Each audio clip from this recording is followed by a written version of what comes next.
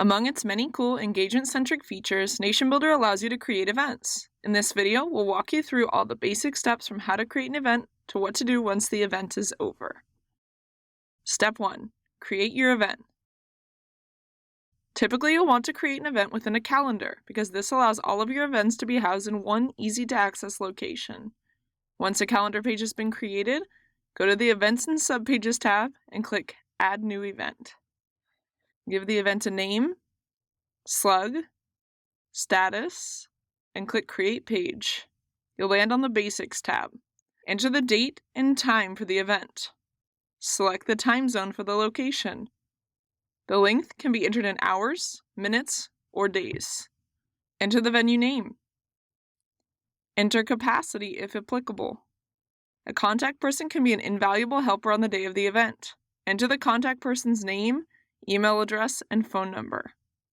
You can choose to have this information hidden on the public event page by clicking the box Don't Publish Contact Email Address or Don't Publish Contact Phone Number.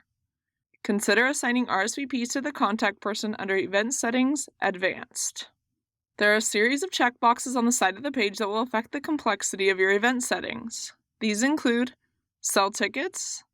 This allows you to sell tickets for this event. Edit ticket levels at Event Settings, Tickets. Accept RSVPs. This allows people to RSVP for the event. Allow guests +1. RSVPs can enter in the number of guests they will bring to the event. The total group number will be deducted from the maximum capacity. Show who RSVP'd. The profile photo and name of each RSVP will be shown in a stream on the public event page. Ask or require RSVPs to provide phone numbers or addresses. Sometimes your organization will have events that require volunteer help over a long period of time. For example, creating a community garden or phone bank supporters. To effectively manage volunteers for these types of events, you'll want to allow people to sign up for shifts. You'll create shifts under Event Settings, Shifts. Ask for volunteers. Ask RSVPs if they want to volunteer. All RSVPs will be directed to a volunteer sign-up page after RSVPing. Click the Save Settings button at the bottom of the page before continuing. If you make changes without saving, they will be lost. Next, enter the venue's address under Event Settings, Location. Include the venue name, street, city, state, zip code, and country. An exact address will generate a Google map that's included in the event page and the overall calendar page if your event is part of a calendar. Note there are a variety of other advanced settings you can enable for events like ticketing, adding hosts, etc. Next, let's talk about volunteers. Volunteers can play a critical role in ensuring your event runs smoothly. Recruit volunteers for your event by using a volunteer sign-up page. Now, if you've asked people to volunteer and they check the box to do so, they will be directed to your default volunteer page. You can set what page this is under Website, Pages, Defaults. It's a good idea to add a role to your volunteer page specific to the event. To set a role for your specific event, go to your volunteer page, Volunteer Settings, Roles to define specific roles. In answer to the question, will you volunteer, your potential volunteers will see checkboxes for each volunteer role. A person can sign up for more than one role using this form. It may make sense to begin every role description with a "Yes, I will," and then insert action. For example, yes, I would like to help with the rally. Next, you define the tag or tags to add to a person's profile when they sign up for the role. A good tag for this role would be Rally Volunteer. A person's tag can include multiple words. To add more than one tag to a person's profile, separate them with a comma. You'll need to define both the role and tags to save a particular role. Once you have, click the Add Volunteer Role button. Now, all RSVPs who signed up to volunteer will have the specific tag you created for this event. This will help you quickly find your volunteers and communicate with them. Step 2. Email RSVPs. You're definitely going to want to remind the people who have RSVP'd about the event and possibly send them further details the week or day before your event. Start by creating a filter to find all of the people who've RSVP'd to the event. To do this, go to the People section. Click on the Filter button. Click Add Criteria and search for Events. Then select Has RSVP'd Specific Event and select your event from the drop-down menu. Click Save Filter As. Give the filter a name like Rally RSVPs. This filter will be used to find recipients when sending your email blast. Click Save. Next, you're going to want to create and schedule your email blast. There are 2 places to create a new email. Click on Communication and select your broadcaster. Click the New Email Blast quick link beneath the name of the broadcaster, or click on the Email tab and select New Blast.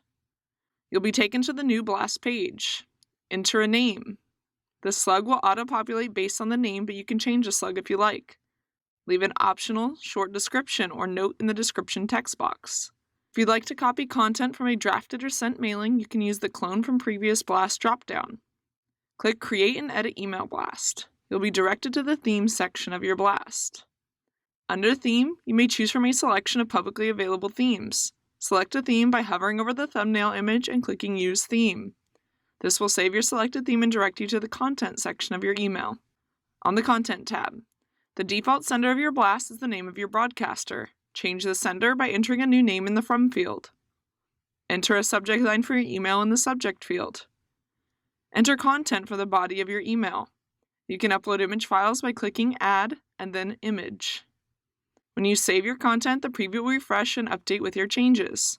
Note you can preview it in regular email format and mobile device format by clicking the corresponding buttons.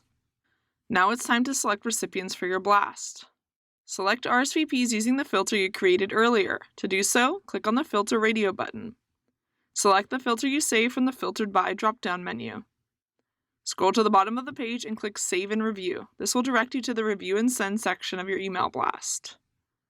Under the Review and Send tab, you'll find a final preview of your email as well as the ability to send immediately or schedule the email to go out later. To schedule your email, click on the Schedule button. A pop-up box will appear. Select a date and time. The delivery must be scheduled at least 1 hour in the future. Click Schedule to confirm. If you need to adjust the time later, you can click on the gray date or time box to adjust the scheduled time. Enter a new date or time and select Schedule to save your changes. Click Unschedule to cancel your blast. You'll be asked via pop-up to confirm that you'd like to unschedule the email. Click Yes. View all scheduled emails by going to Broadcaster, Email, Scheduled. Step 3. Manage volunteers. If you need volunteers for your event, you probably want to find them in your nation and communicate with them leading up to it. To make this easy, you can add all of your volunteers to a list. Go to the People section, click on the Filter button. Click Add Criteria. Select Tag, and search for the event volunteer tag you set up earlier. Click Filter. Once your list populates, click on the Actions menu and select Add All to List. At the bottom of the list pop-up, click Create List, and give your volunteer list a name relevant to your event like Rally Volunteers. You can view the full list at any time by going to Lists, Name of List. You can use this list to send an email blast to volunteers exactly as we outlined in Step 2 for RSVPs. Step 4. Tracking RSVPs and attendees on event day. You can see the complete list of RSVPs at Event Settings, RSVPs. You can quickly add a new RSVP, print a PDF of the total list, or download a CSV file of the RSVPs. Every RSVP will display an individual's name, number of guests, ticket information, recruiter or host information, and point person. Hover over the RSVP and click Edit to edit any element of an individual's RSVP. Click the arrow button to add the RSVP to a list or delete the RSVP. Mark an RSVP as having attended the event at Event Settings, Attendees. Update the attendee list during an event by checking the box next to the RSVP's name and clicking the Update Attendees button. Any tags, memberships, or followers you created under Event Settings, Advanced, for attendees will be activated when an individual is marked as having attended. You can independently track those who RSVP'd and attended, and those who RSVP'd but were not present at the event. Before you start marking attendance, you may want to uncheck the box next to Automatically Send Person RSVPing an Email under Event Settings, Auto Response. In the rare case that someone is marked as having attended the event but had not previously RSVP'd, they will receive an auto-response email. Step 5. Email attendees and non-attendees. After your event, you may want to email attendees or even non-attendees. Start by following the steps outlined under Step 2. What will change is the content of your email, as well as a filter you use to find your recipients.